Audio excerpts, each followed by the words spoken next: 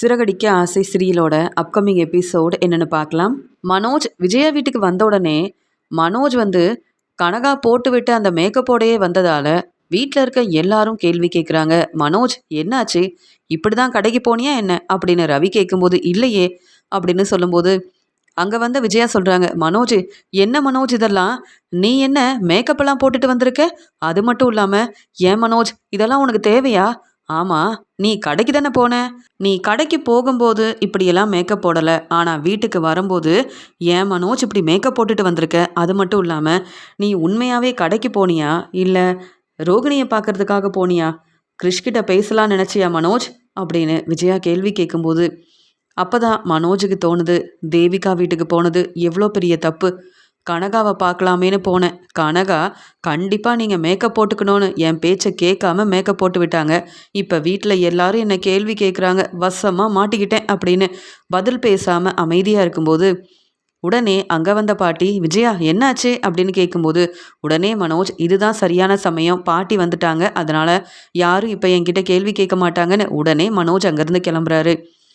உடனே இங்கே விஜயா சொல்கிறாங்க, எனக்கு ரொம்பவே சந்தேகமாக இருக்குது, இந்த மனோஜ் கண்டிப்பாக என்கிட்ட நிறைய பொய் சொல்கிறான். மனோஜ் முன்னாடியெல்லாம் வந்து சரியாக வீட்டுக்கு வந்துடுவான், ஆனால் இப்போ இவ்வளோ நேரம் கழித்து வீட்டுக்கு வந்திருக்கான்.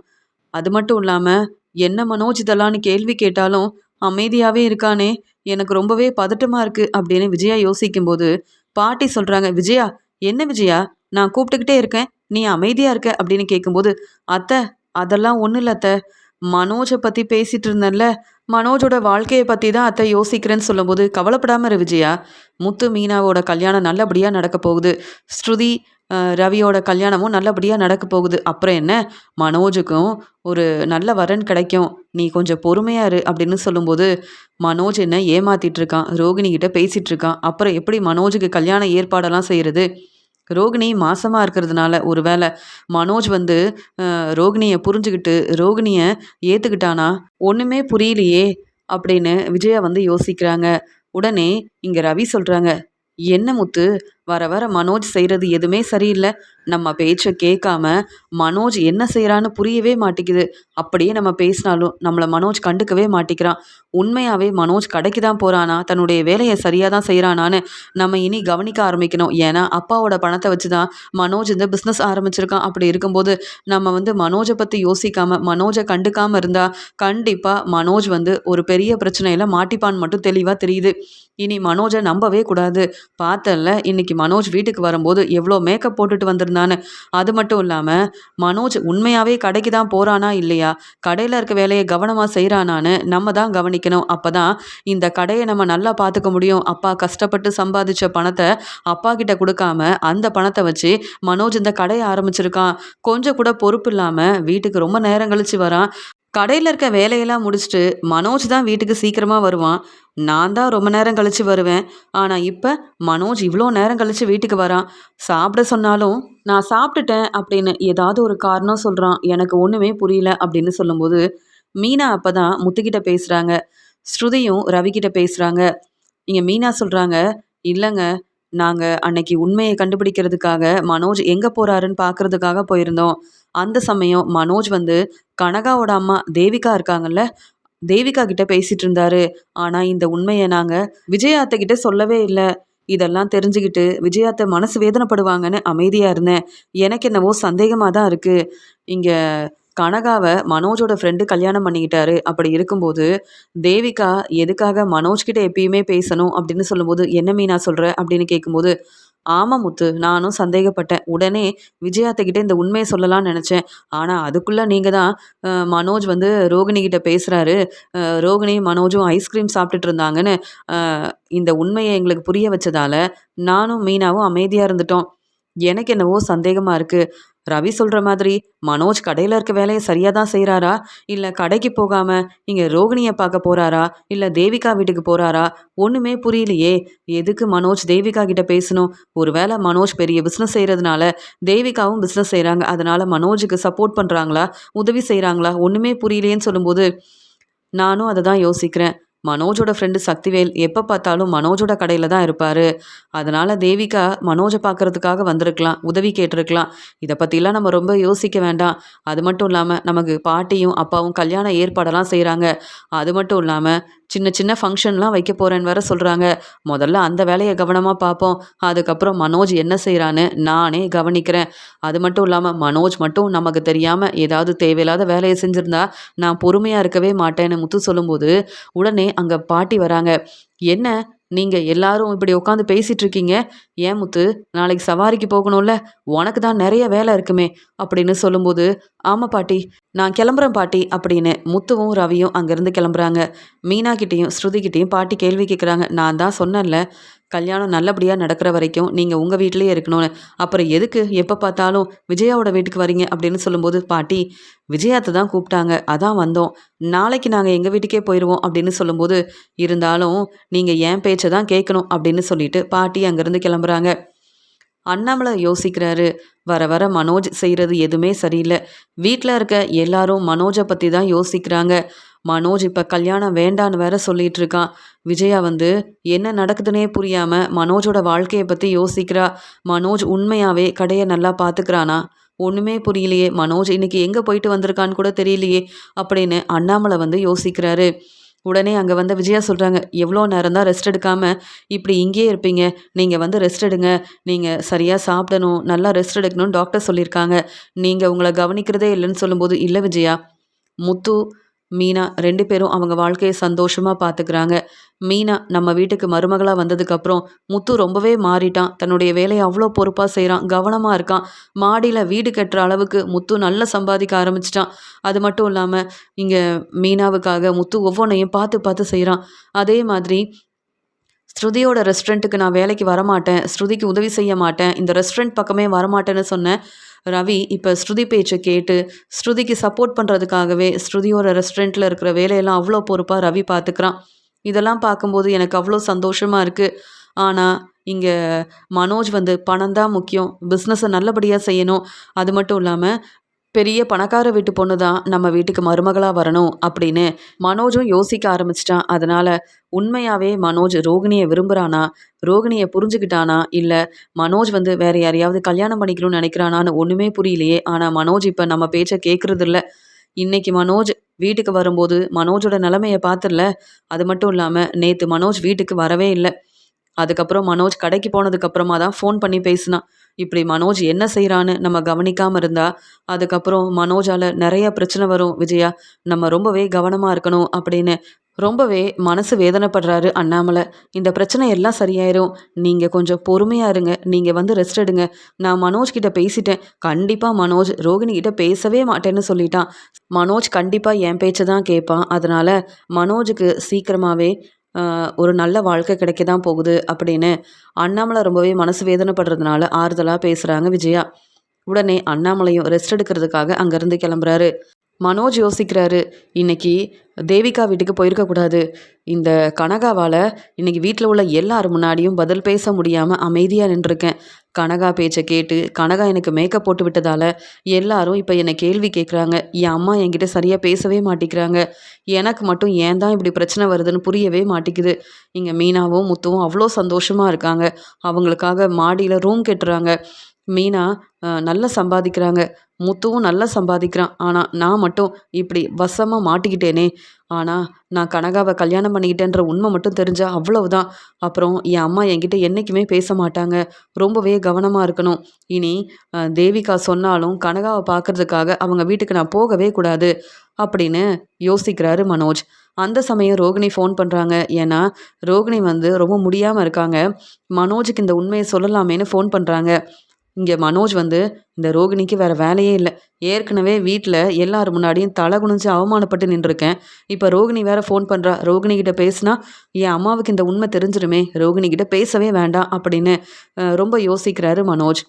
மறுபடியும் ரோகிணி ஃபோன் பண்ணுறாங்க. உடனே மனோஜ் யோசிக்கிறாரு, ஏன் ரோகிணி இப்படி பிரச்சனை செஞ்சுக்கிட்டே இருக்கா, ரோகிணிகிட்ட பேச வேண்டாம் அப்படின்னு சொல்லிட்டு மனோஜ் வந்து யோசிக்கிறாரு. ரோகிணிக்கு அப்பப்போ வயிறு வலி வருது, என்னென்னு தெரியலையேன்னு ரொம்பவே பதட்டமாக இருக்கிறாங்க ரோகிணி. தன்னுடைய அம்மாக்கிட்டேயும் சொல்ல முடியல. மனோஜுக்கு ஃபோன் பண்ணாலும் ஃபோன் எடுத்து பேச மாட்டேங்கிறாரே, என்ன செய்கிறது அப்படின்னு ரோகிணி ரொம்பவே யோசிக்கிறாங்க. நான் மனோஜோட வாரிசை சுமந்துட்டுருக்கேன். நான் வந்து என்னை நல்லபடியாக கவனிக்கணும், மனோஜோட வாரிசை நல்லபடியாக பார்த்துக்கணும்னு நினச்சேன். ஆனால் என்னாச்சுன்னு தெரியல, ரொம்பவே வயிறு வலிக்குதே அப்படின்னு யோசிக்கிறாங்க ரோகிணி. பேசாமல் ஹாஸ்பிட்டல் போகலாமா, இல்லை மனோஜ் கிட்ட இந்த உண்மையை சொன்னால் கண்டிப்பாக மனோஜ் நம்மளை பார்க்க வருவார், என்னை ஹாஸ்பிட்டல் கூட்டிகிட்டு போவார் அப்படின்னு ரோகிணி மறுபடியும் மனோஜுக்கு ஃபோன் பண்ணுறாங்க. ஆனால் மனோஜ் ரோகிணி கிட்ட பேசாமல் அமைதியாகவே இருக்காரு. அடுத்த நாள் மனோஜ் எப்பயும் போல கடைக்கு கிளம்பும்போது விஜயா மனோஜ் கிட்ட பேசாமல் அமைதியாக இருக்காங்க.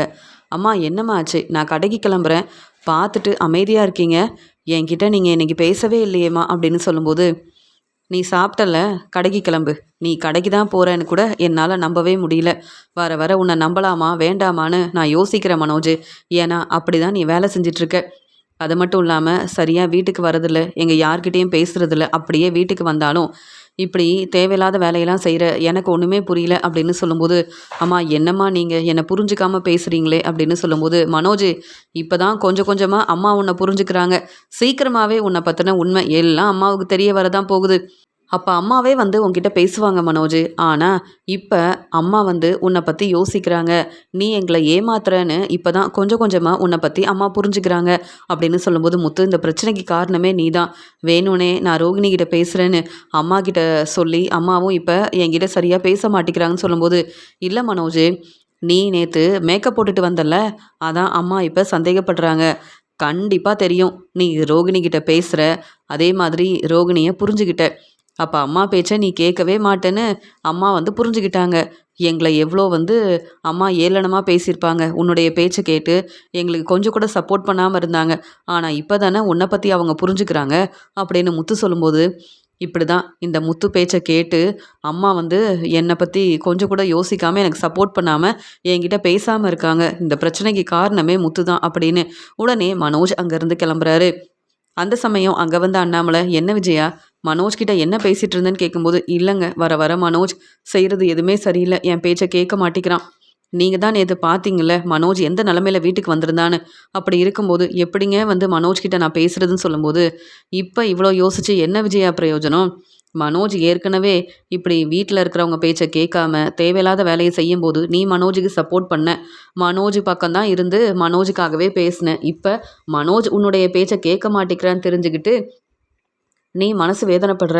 சரி விஜயா, இன்னைக்கு நான் ஹாஸ்பிட்டலுக்கு போகணும் அப்படின்னு சொல்லும்போது உடனே முத்து சொல்கிறாங்க, அப்பா உங்களை நான் கூப்பிட்டு போகிறேன்ப்பா, நான் பார்த்துக்கிறேன்ப்பா, இன்னைக்கு எனக்கு பெருசாக எந்த சவாரியும் இல்லைப்பா அப்படின்னு சொல்லும்போது, இல்லை முத்து, நீ உன்னுடைய வேலையை பாரு, மாடியில் ரூம் கேட்டிகிட்டு இருக்க, அப்படி இருக்கும்போது நீ வந்து நல்லா சம்பாதிக்கணும், உனக்கு தேவையான ஒவ்வொன்றையும் நீ பார்த்து பார்த்து செய்யணும், நீ சரியாக வேலைக்கு போகணும் முத்து, எப்போ பார்த்தாலும் எங்களுக்கு சப்போர்ட் பண்ணுறேன்னு நீ வேலைக்கு போகாமல் இருக்கக்கூடாது, நான் பார்த்துக்கிறேன், என் ஃப்ரெண்டு பரசை வர சொல்கிறேன், நான் ஹாஸ்பிட்டல் போயிட்டு வந்துடுறேன், என்னன்னு தெரியல, ரொம்பவே டயர்டாகவே இருக்குது, அது மட்டும் இல்லாமல் சரியாக சாப்பிட முடியல முத்து, என்னன்னு பார்த்துட்டு வந்துடுறேன் அப்படின்னு சொல்லும்போது, அப்பா நீங்கள் ரெஸ்ட் எடுக்க மாட்டேங்கிறீங்க, எங்களை பற்றி ரொம்ப யோசிக்கிறீங்க, அதான்ப்பா இப்படி இருக்குது, வேறு எதுவுமே இல்லைன்னு சொல்லும்போது, நீ சொல்கிறதெல்லாம் சரிதான், இருந்தாலும் நான் ஹாஸ்பிட்டல் போயிட்டு வந்துடுறேனே அப்படின்னு அண்ணாமலை பேசும்போது, நீங்கள் மட்டும் ஹாஸ்பிட்டல் போகிறீங்களா, நானும் வீட்டில் சும்மா தானே இருக்கேன், மீனா எப்பயும் போல கிச்சனில் இருக்க வேலையெல்லாம் செஞ்சுட்டா, அதனால் நானே உங்களை ஹாஸ்பிட்டல் கூட்டிகிட்டு போகிறேன்,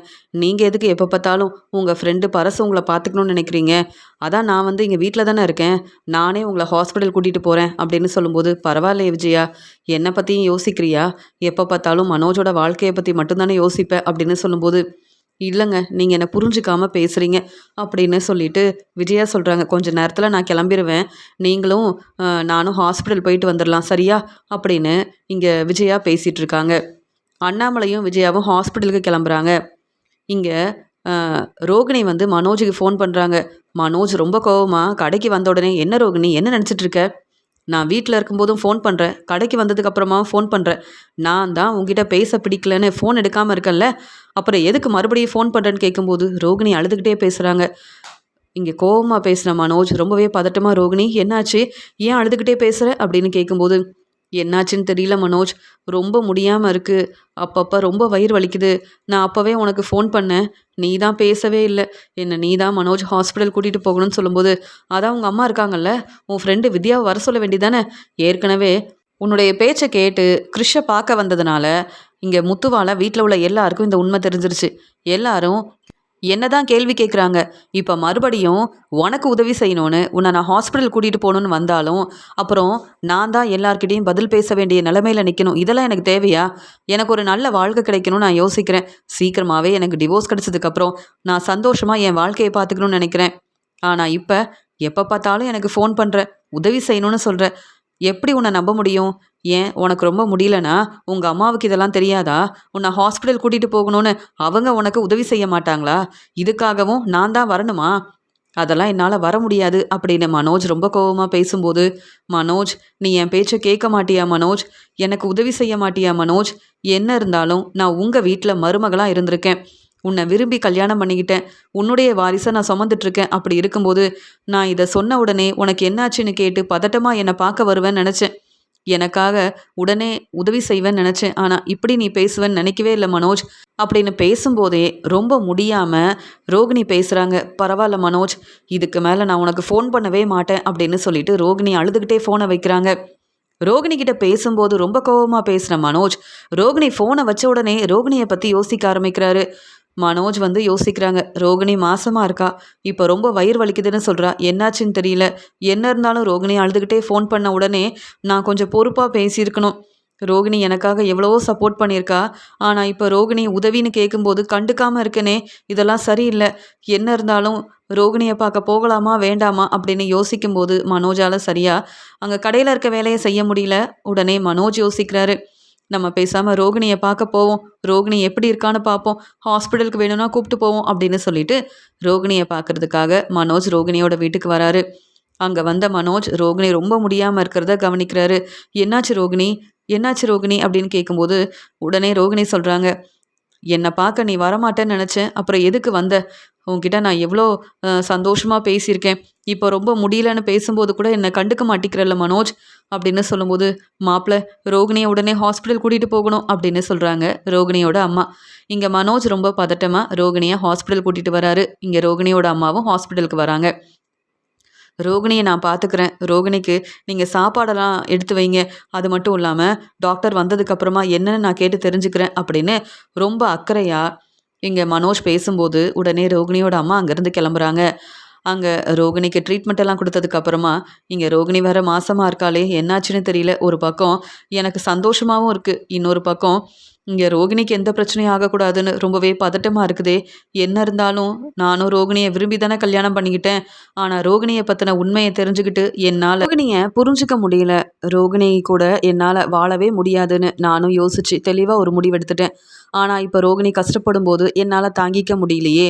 எனக்கு டிவோர்ஸ் கிடைக்கணுன்றதுக்காக இப்ப இதெல்லாம் தேவையே இல்லன்னு சொன்னேன். ஆனா இப்ப ரோகிணி வயித்து வலியில இருக்கும்போது, இத பார்த்துட்டு என்னால தாங்கிக்க முடியல. ரோகிணிக்கு சரியானா அதுவே போதும் அப்படின்னு ரோகிணிய பக்கத்துல இருந்து மனோஜ் நல்லபடியா பார்த்துக்கிறாரு. ரோகிணி கொஞ்ச நேரம் கழிச்சு கண் முழிச்சு பார்க்குறாங்க. எப்படியும் மனோஜ் கிளம்பி போயிருப்பாரு. என் அம்மா தான் இங்க இருப்பாங்க. மனோஜ் எனக்காக வீட்டுக்கு வந்ததே பெரிய விஷயம் தான். ஆனா மனோஜ் இப்ப இருக்கிறாரா? இல்ல கிளம்பிட்டாரான்னு தெரியலையேன்னு மெதுவா கண் முழிச்சு பார்க்குறாங்க ரோகிணி.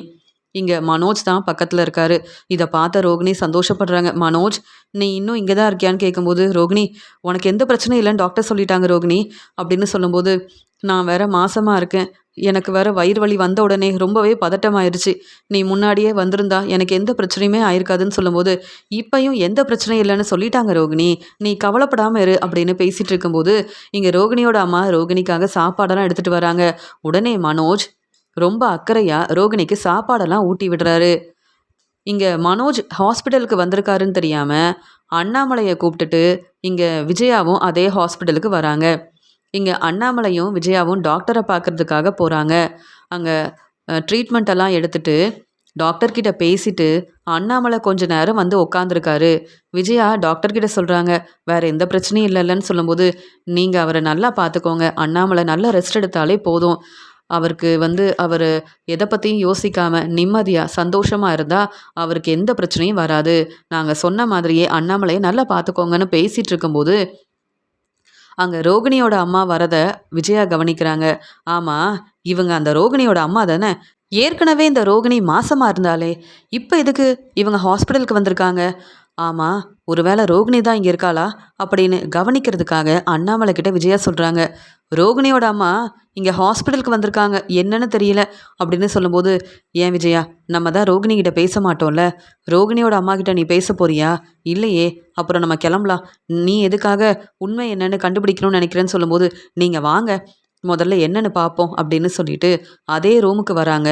இங்க மனோஜ் ரோகிணிக்கு ரொம்ப அக்கறையா, பொறுப்பா சாப்பாடெல்லாம் ஊட்டி விடுறாரு. இத பார்த்துட்டு அண்ணாமலையும், விஜயாவும் பேரதிர்ச்சியோட நிக்கிறாங்க. அது மட்டும் இல்லாம, மனோஜ் கடைக்கு போறேன்னு சொல்லிட்டு, ரோகிணிய ஹாஸ்பிட்டல் கூட்டிட்டு வந்திருக்கான். அது மட்டும் இல்லாம, ரோகிணி இங்க ஹாஸ்பிட்டல்ல சேர்ந்திருக்காங்க. மனோஜ் ரோகிணிக்கு சாப்பாடெல்லாம் ஊட்டி விடுறான். ரோகிணிய அவ்ளோ நல்லா பார்த்துக்கிறான். இப்படிலாம் நடக்கணும்னு நான் யோசிக்கவே இல்லையே! அப்படின்னு பதட்டமா பார்த்துட்டு இருக்காங்க விஜயா. என்ன விஜயா இதெல்லாம்? அப்படின்னு அண்ணாமலை கேட்கும்போது, மனோஜ் அப்படின்னு சத்தமா கூப்பிடுறாங்க விஜயா. உடனே மனோஜ் பதட்டமா பார்க்குறாரு. விஜயாவும் அண்ணாமலையும் நிற்கிறாங்க. அம்மா நீங்களா? அப்பா நீங்களா? நீங்க என்ன இங்க வந்திருக்கீங்க? அப்படின்னு சொல்லும்போது, அதை தான் நாங்களும் கேட்குறோம். நீ எதுக்கு இங்க வந்திருக்க? ஆமா, இந்த ரோகிணிக்கு என்னாச்சு? நீ எதுக்கு ரோகிணியை கூப்பிட்டு வந்திருக்க? அப்படின்னு சொல்லும்போது, அத்தை, மனோஜ் தான் என்னை காப்பாத்தினாரு. மனோஜ் தான் என்ன ஹாஸ்பிட்டல் கூட்டிட்டு வந்தாரு அப்படின்னு ரோகிணி பேச ஆரம்பிக்கிறாங்க. என்ன மனோஜ் இதெல்லாம்? நான் ஏற்கனவே சொன்னேன் ரோகிணி கிட்ட பேசக்கூடாது. உனக்கு சீக்கிரமாவே டிவோர்ஸ் கிடைக்கணும். அப்பதான் உனக்கு நல்லபடியா ஒரு வாழ்க்கைய அமைச்சு குடுக்க முடியும். பெரிய பணக்கார வீட்டு பொண்ணா பார்த்து கல்யாணம் பண்ணி வைக்க முடியும்னு நான் சொல்லிட்டு இருந்தேன். ஆனா இப்பவும் நீ மனசு மாறாம, என்ன புரிஞ்சுக்காம, ரோகிணி பேச்ச தான் கேட்டுட்டு இருக்கியா? இப்ப ரோகிணிய நல்லா பார்த்துக்கணும்னு இப்ப இங்க வந்து நிக்கிற அப்படிதானே? அப்படின்னு சொல்லும்போது, இல்லம்மா, என்ன நடந்துச்சுன்னு புரிஞ்சுக்காம ஏம்மா பேசுறீங்க? நான் வேணும்னே இங்க ரோகிணிய கூப்பிட்டு வரல. ரோகிணி தாம்மா ஃபோன் பண்ணாங்கன்னு சொல்லும்போது, எனக்கு தான் தெரியுமே! ரோகிணி திட்டம் போட்டு எப்படியாவது நீ ரோகிணி பக்கம் போகணுன்றதுக்காகவே ஃபோன் பண்ணுவா, பேசுவான்னு தெரியுமே! ஆனா நீ தான் யோசிக்கணும். நீ தான் ரோகிணி கிட்ட பேசாம இருக்கணும். இப்ப ரோகிணி, நீ இப்படி உதவி செய்றதால எவ்ளோ சந்தோஷமா இருப்பா. ஆனா இதெல்லாம் பார்த்துட்டு நானும், வீட்ல உள்ள எல்லாரும் கஷ்டப்படுவோன்னு நீ யோசிக்காம தானே ரோகிணிக்கு உதவி செய்ய வந்திருக்கன்னு சொல்லும்போது, போதுமா? இதுக்கு மேல நீங்க பேசாதீங்க. என்ன இருந்தாலும் ரோகிணி என்னுடைய மனைவி. இன்னும் எனக்கு டிவோர்ஸ் கிடைக்கல. ரோகிணி என்னுடைய வாரிசு சுமந்துட்டு இருக்கா. ரோகிணி சொன்னது எல்லாமே உண்மைதான். அது மட்டும் இல்லாம, நீங்க இவ்ளோ பேசுறீங்களே, ரோகிணி ரொம்ப முடியாம வயிறு வலிக்குதுன்னு எனக்கு ஃபோன் பண்ணா. அப்பவும் நான் ரோகிணி கிட்ட பேசலம்மா. மறுபடியும் ரோகிணி ஃபோன் பண்ணா. நான் ஃபோன் எடுக்கவே இல்ல. ஏன்னா, நான் வீட்ல இருந்தேன். நீங்க ரோகிணி கிட்ட நான் பேசவே கூடாதுன்னு சொன்னதால, உங்க மேல உள்ள மதிப்பு, மரியாதையில நான் ரோகிணி கிட்ட பேசாம தான் இருந்தேன். இருந்தாலும் ரோகிணி அழுதுகிட்டே பேசும்போது, இதெல்லாம் பார்த்துட்டு என்னால தாங்கிக்கவே முடியல. அதனால தான் ரோகிணிய பார்க்கறதுக்காக போனேன். ரோகிணி ரொம்ப முடியாம இருந்ததால, நான் தான் ரோகிணிய ஹாஸ்பிட்டல் கூப்ட்டு வந்தேன். இப்ப ரோகிணிக்கு எந்த பிரச்சனையும் இல்லன்னு சொல்லிட்டாங்க. உங்க பேச்ச கேட்டு தானம்மா ரோகிணி கிட்ட பேசாம இருந்தேன். உங்க பேச்ச கேட்டு தானம்மா ரோகிணியும் நானும் பிரிஞ்சிருந்தோம். இப்ப என்ன செய்யன்னு நான் ரொம்ப கஷ்டப்படுறேன். எப்பயும் போல நீங்க ரோகிணிக்கு சப்போர்ட் பண்ணியிருந்தா, நானும் ரோகிணியும் எங்க வாழ்க்கைய ரொம்ப சந்தோஷமா பார்த்துருந்துருப்போம். ஆனா நீங்க பணம் தான் முக்கியம் அப்படின்னு என்கிட்ட பேசுனீங்க, புரிய வச்சீங்க. நானும் உங்க பேச்ச கேட்டு ரோகிணி கிட்ட பேசாம இருந்தேன். ஆனா ரோகிணி அப்பப்ப செய்ற உதவியால, இப்ப ரோகிணி வந்து என்ன செய்யன்னு யோசிக்கிறாங்க. ரோகிணி மாசமா இருக்காங்கம்மா. அப்படி இருக்கும்போது அ வந்து ரோகிணி கிட்ட நான் பேசணும்னு நெனைக்கல. இருந்தாலும் அவங்களுக்கு உதவி செய்யணும்னு நெனச்சேன். நீங்க இப்படி புரிஞ்சுக்காம பேசாதீங்கம்மா அப்படின்னு விஜயாவ எதிர்த்து பேசுறாரு மனோஜ். பாத்தீங்களா, செய்யற வேலையெல்லாம் செஞ்சுட்டு மனோஜ் இப்படி எதிர்த்து பேசுறான் அப்படின்னு விஜயா பேசிட்டு இருக்கும்போது, அந்த சமயம் அண்ணாமலை சொல்றாங்க, அப்ப நீ உண்மைய சொல்ல வேண்டியதானே மனோஜ்? நான் ரோகிணி கிட்ட பேசுறேன். ரோகிணி இந்த வீட்டுக்கு வரணும்னு எங்ககிட்ட சொல்ல வேண்டியதானே? நாங்களும் இப்ப வேற வழி இல்லாம ரோகிணி மாசமா இருக்கிறதுனால சரின்னு சொல்லியிருப்போம். ஆனா நீ எங்களுக்கு தெரியாம ஏன் ரோகிணி கிட்ட பேசுற? இது மட்டும் சரியா என்ன? அப்படின்னு கேட்கும்போது, அப்பா என்ன புரிஞ்சுக்கோங்கப்பா. என்னால ரோகிணியவும் ஏத்துக்க முடியாது. உங்க பேச்சையும் கேட்க முடியாது. அப்படின்னு சொல்லிட்டு தலை குனிஞ்சு நிக்கிறாரு மனோஜ். நான் வேற கனகாவ கல்யாணம் பண்ணிக்கிட்டேன். இப்ப நான் நெனச்சாலும் ரோகிணி எங்க வீட்டு மருமகன்னு ரோகிணிய எங்க வீட்டுக்கு நான் கூப்பிட்டு போக முடியாது. என்ன செய்யன்னு நான் தான் கஷ்டப்படுறேன். நான் ரொம்பவே அவசரப்பட்டுட்டேன். என் அம்மா பேச்ச கேட்டு ரோகிணி கிட்ட பேசாம இருந்தேன். இப்ப எங்க அம்மா சொன்ன மாதிரியே வசதியான வாழ்க்கை எனக்கு கிடைக்கணும், நல்லா சம்பாதிக்கணும், பெரிய பணக்கார வீட்டு பொண்ண கல்யாணம் பண்ணிக்கணும்னு தேவிகா பேச்ச கேட்டு கனகாவ கல்யாணம் பண்ணிக்கிட்டேன். இப்ப ரோகிணிக்கும் சப்போர்ட் பண்ண முடியாம, கனகாவையும் விட்டு குடுக்க முடியாம, நான் எவ்வளோ கஷ்டப்படுறேன்னு எனக்கு தான் தெரியும். இந்த உண்மையெல்லாம் எப்படி எங்க அம்மாகிட்ட பேசி புரிய வைக்கிறது? அப்படின்னு பதில் பேச முடியாம ரோகிணிக்காகவும் சப்போர்ட் பண்ண முடியல. விஜயா பேச்சையும் கேட்க முடியலையே! நான் என்னுடைய வாழ்க்கைய பார்த்துக்கலாம். சீக்கிரமா எனக்கு டிவோர்ஸ் கிடைக்கும்னு ரொம்ப நம்பிக்கையா இருந்தேன். ஆனா இப்ப ரோகிணி மாசமா இருக்கிறதுனால என்ன நடக்க போதோ தெரியலையேன்னு பதட்டமா இருக்கேன் அப்படின்னு வசமா மாட்டிக்கிட்ட மனோஜ் பதில் பேசாம இருக்கும்போது, இங்க விஜயா சொல்றாங்க, "இனி என் வீட்டு பக்கமே வராத. நீ என் பையனே கிடையாது. உனக்காக சப்போர்ட் பண்ணதால இப்ப என்னையே எதிர்த்து பேசுறல்ல. நல்ல வேளை உங்க அப்பாவ கூப்பிட்டுட்டு ஹாஸ்பிட்டலுக்கு நான் வந்தேன். அது மட்டும் இல்லாம இப்ப தானே உன்ன பத்தின உண்மைய புரிஞ்சுக்கிட்டேன். உனக்கு ரோகிணி தானே முக்கியம். அப்ப எதுக்கு என் வீட்டுக்கு வரேன்னு சொல்லும்போது, என்னம்மா பேசுறீங்கன்னு கேட்கும்போது, இன்னும் நீ என்னென்ன செய்றன்னு எனக்கு தெரியல மனோஜ். நீ தான் வீட்டுக்கு சரியா வரதே இல்லையே. அப்புறம் நீ எங்க தங்குற? யார்கிட்ட பேசுற? எனக்கு ஒண்ணுமே புரியல. அப்படி இருக்கும்போது, என் பேச்ச கேட்காத நீ மட்டும் எதுக்கு என் வீட்டுக்கு வரணும்னு விஜயா கேள்வி கேட்குறாங்க. அப்பா என்னப்பா அம்மா இப்படி பேசுறாங்கன்னு சொல்லும்போது, ஆமா மனோஜ். இத்தன நாள் விஜயா உனக்கு சப்போர்ட் பண்ணா. இப்ப விஜயாவே இப்படி யோசிக்கிறானா, நீ எவ்வளோ பெரிய தப்பு பண்றன்னு நீ தான் மனோஜ் புரிஞ்சுக்கணும். இதுக்கு மேல நான் பேச ஒண்ணுமே இல்ல. நீ நம்ம வீட்டுக்கு வரணும்னா விஜயா கிட்ட பேசி புரிய வை. இல்லனா நீ என்னைக்குமே நம்ம வீட்டுக்கு வர வேண்டாம். உன்னால எங்களுக்கு பிரச்சனை வரவும் வேண்டாம். ரோகிணி தான் முக்கியம்னு நெனைக்கிறல்ல. ரோகிணி பேச்ச கேட்டுட்டு உன்னுடைய வாழ்க்கைய பார்த்துக்க. அவ்வளவுதானே. நாங்க கிளம்புறோம். எனக்கு ரொம்ப முடியாம நான் ஹாஸ்பிட்டலுக்கு வந்தேன். இந்த நிலைமையில இருக்கும்போது கூட, நான் உன்ன பத்தியும், உன்னுடைய வாழ்க்கைய பத்தியும் தான் யோசிச்சேன். ஆனா நீ எங்க பேச்ச கேட்கவே மாட்டேன்னு புரிஞ்சுக்கிட்டேன் அப்படின்னு சொல்லிட்டு, விஜயாவும் அண்ணாமலையும் அங்கருந்து கிளம்புறாங்க. அம்மாவும், அப்பாவும் என்ன புரிஞ்சுக்க மாட்டிக்கிறாங்க. உண்மையாவே ரோகிணிக்கு உதவி செய்யணும்னு தான் வந்தேன். ஆனா அம்மாவும், அப்பாவும் இப்படி பேசுவாங்கன்னு நான் யோசிக்கவே இல்ல. நான் எங்க வீட்டுக்கு வரக்கூடாதுன்னு சொல்லிட்டாங்களே அப்படின்னு விஜயா மேலயும், அண்ணாமலை மேலயும் ரொம்பவே கோவமா இருக்காரு மனோஜ். நான் தான் கனகா வீட்ல போய் தங்கலாமே! இனி இவங்க கிட்ட பேசவே கூடாது அப்படின்னு யோசிக்கிறாரு மனோஜ். ஆனா விஜயா மேல ரொம்பவே கோவமா இருக்காரு மனோஜ்.